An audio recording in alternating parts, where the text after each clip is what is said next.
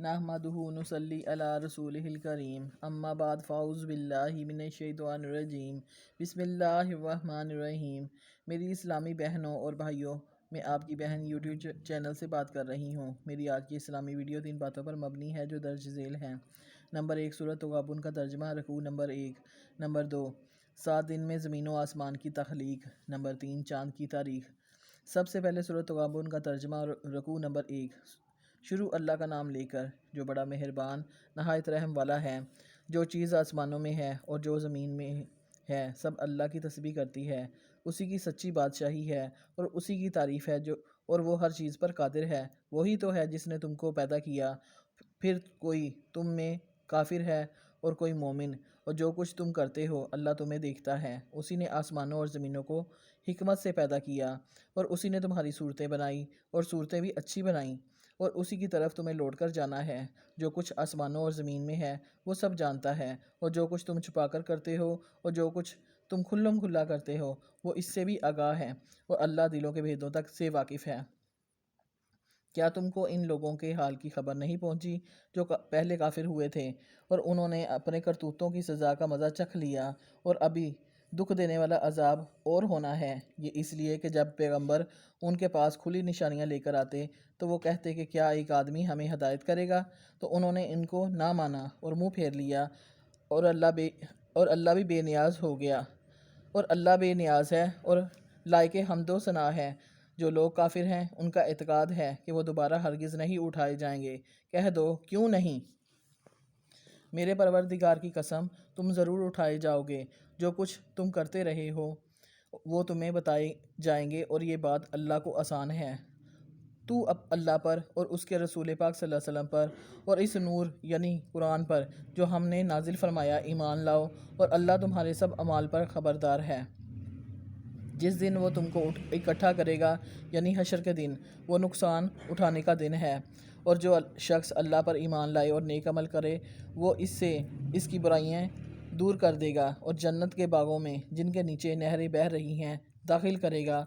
وہ ہمیشہ ہمیشہ اس میں رہیں گے، اور یہی بڑی کامیابی ہے۔ اور جنہوں نے کفر کیا، ہماری آیتوں کو جھٹلایا، وہی اہل دوزخ ہیں کہ ہمیشہ اس میں رہیں گے، وہ بری جگہ ہے۔ نمبر 2، 7 دن میں زمین و آسمان کی تخلیق۔ حضرت آدم اور اماں حوا سے پہلے دنیا میں کیا تھا؟ یہ دنیا کیسے وجود میں آئی؟ ان سوالوں پر مختلف ماہرین اور سائنسدانوں سے مختلف جواب دیے، جن کے مطابق حضرت آدم کو دنیا میں اتارنے سے پہلے یہاں شیطان کو پھینکا گیا۔ حضرت آدم کی تخلیق کے بعد انہیں جنت میں بھیجا گیا اور فرشتوں کو انہیں سجدہ کرنے کا حکم دیا گیا، جس پر شیطان نے سجدہ کرنے سے انکار کر دیا۔ اس وجہ سے ابلیس کو جنت سے نکال کر زمین پر پھینک دیا گیا، جہاں ہزاروں سال یہ روتا رہا، اور پھر اس نے اللہ تعالیٰ سے قیامت تک مہلت لے کر اولاد آدم کو راہ راست سے بھٹکانے کی قسم کھائی۔ ابلیس چونکہ ایک جن تھا اور آگ سے بنا ہوا تھا، اس لیے قیاس کیا جاتا ہے کہ زمین پر حضرت آدم سے پہلے جنات موجود تھے۔ جنات کے فتنہ فساد کی وجہ سے اللہ کے حکم سے فرشتوں کی فوج بھیج کر انہیں ختم کیا گیا، اور بچے ہوئے جنوں کو بصیرہ جزیرے اور سمندر ہو گئے۔ سائنسدانوں کا کہنا کہ حضرت آدم سے پہلے زمین پر ڈائناسور موجود تھے۔ انسانوں کی آبادی کے بعد ان کی نسلیں ختم ہونے لگیں۔ کچھ ماہرین کے مطابق آدم علیہ السلام سے پہلے زمین پر انسانوں جیسی مخلوقات موجود تھیں، جن کے کچھ باقیات اور ڈھانچے ملے ہیں، جس پر یہ خیال کیا جاتا ہے کہ آدم علیہ السلام سے پہلے بھی زمین پر انسان موجود تھے جو باقی امتوں کی طرح ختم ہو گئے یا کر دیے گئے۔ کچھ لوگوں کے مطابق زمین خلائی مخلوق کا مرکز تھا۔ سورہ ہود آیت نمبر 27 میں بیان کیا گیا ہے کہ وہی ہے جس نے زمین اور آسمان کو 6 دن میں پیدا کیا، اور اس وقت اس کا عرش پانی پر تھا۔ اس آیت کے مطابق حضرت آدم سے پہلے اس زمین پر صرف پانی ہی پانی تھا، کسی بھی مخلوق کی طرف اشارہ نہیں کیا گیا۔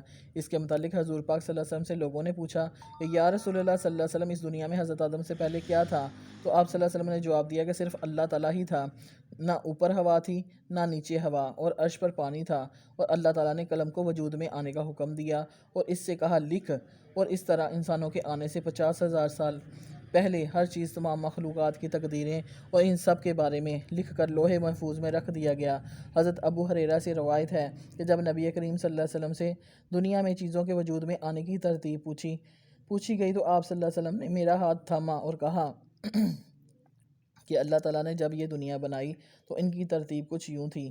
ہفتے والے دن مٹی کو پیدا کیا گیا، اتوار والے دن پہاڑوں کو پیدا کیا گیا، پیر والے دن درختوں کو پیدا کیا گیا، منگل والے دن تکالیف، بیماریاں اور مسائل کو پیدا کیا گیا، بدھ والے دن نور کو پیدا کیا گیا، جمعرات والے دن چوپائے یعنی جانور اس زمین پر پھیلا دیے گئے، اور جمعہ مبارک والے دن عصر اور رات کے درمیان حضرت آدم علیہ السلام کو پیدا کیا گیا، اور جنات کو 2000 سال پہلے ہی پیدا کر دیا گیا تھا۔ اس طرح یہ دنیا وجود میں آئی اور حضرت آدم زمین پر آئے، اور اس کے بعد انسانوں کی نسلیں چلیں۔